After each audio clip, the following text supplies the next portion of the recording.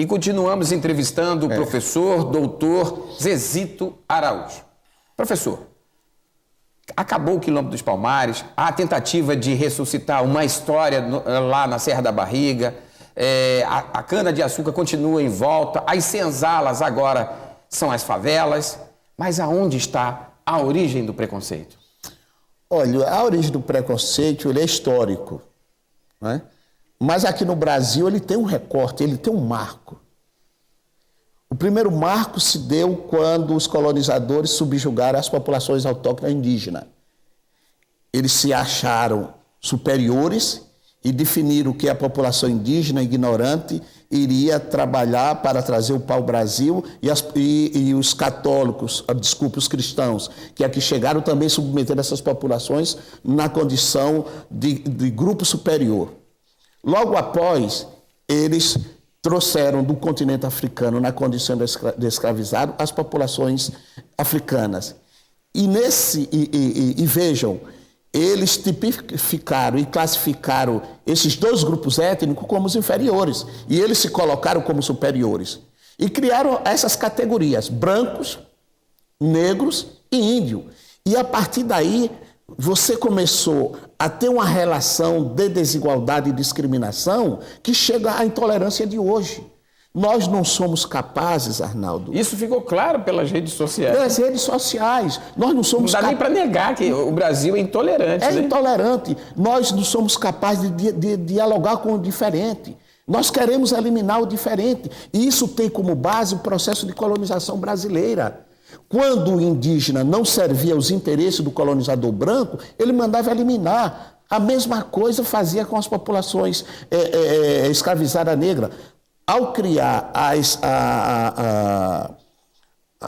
os códigos manuelinos e afonsinos, está lá definindo como deveria proceder o Estado colonizador brasileiro, no caso português, em relação às populações indígenas e em relação às populações negras. Isso se repete até hoje, por isso que eu digo, o racismo no Brasil, para mim, está tipificado quando eles submeteram as populações indígenas e as populações africanas ao trabalho compulsório.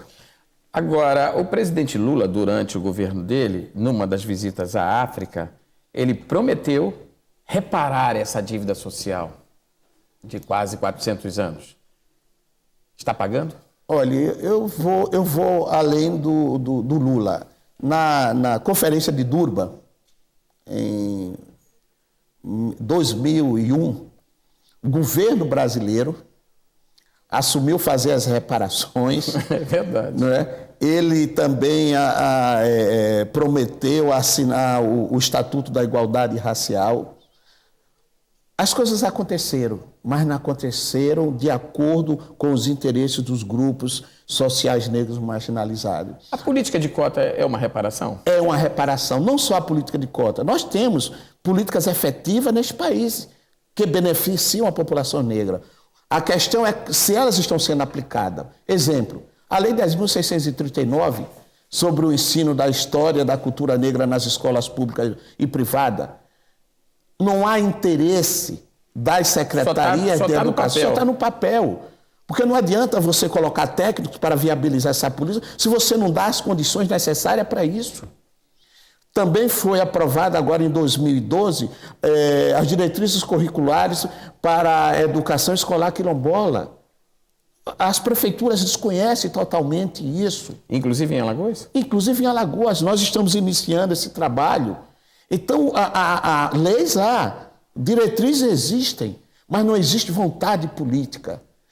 As populações, principalmente as populações quilombolas, Arnaldo, elas são invisíveis. Quando o governo federal cria um ministério como da igualdade racial, o que ele está dizendo?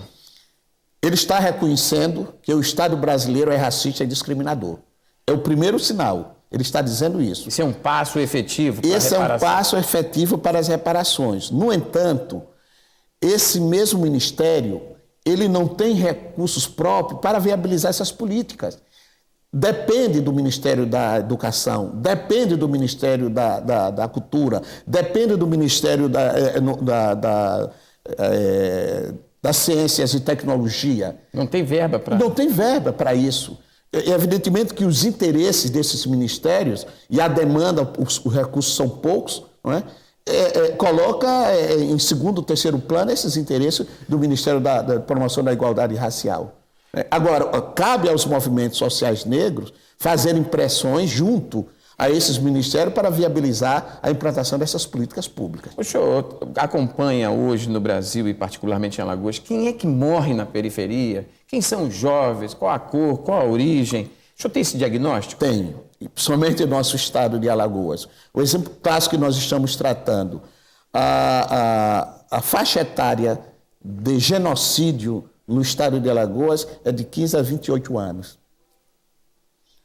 Detalhe, você vai fazer um recorte étnico-racial, é a população negra. Os jovens negros alagoanos estão sendo assassinados literalmente, o que é mais crucial. Não há nenhuma providência na esfera, tanto do executivo, quanto do judiciário, como do legislativo, para se criar instrumento para inibir esse assassinato.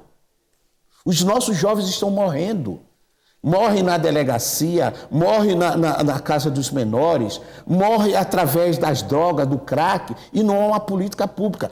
O detalhe é que eles reconhecem, todos, que grande parte dessa juventude que está sendo assassinada, que está sendo vítima dessa violência, é a juventude negra. No entanto, aí para você perceber como o racismo ele é nocivo, ele é perverso, como é uma população negra, que não há o respeito por essa população, não há política pública voltada para isso. Porque se fosse outro grupo social que tivesse uma condição social diferenciada dessa população, já haveria políticas públicas e muitos do judiciário, do legislativo e do executivo tomados providência para evitar esse genocídio. Professor, esse é o tipo da entrevista que meia hora é pouco.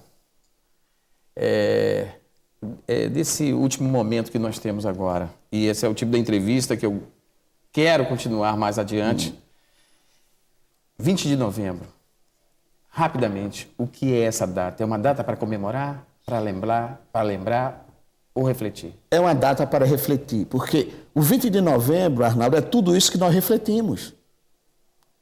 Quando Zumbi dos Palmares, juntamente com Dalactuche, Gangazumba e tantos outros, eles se rebelaram contra o governo escravocrata português, ele queria dizer o seguinte: nós queremos terra para plantar, nós queremos condições de habitação de qualidade, nós queremos que os nossos filhos vão para as escolas, nós não queremos que os nossos filhos vão para drogas.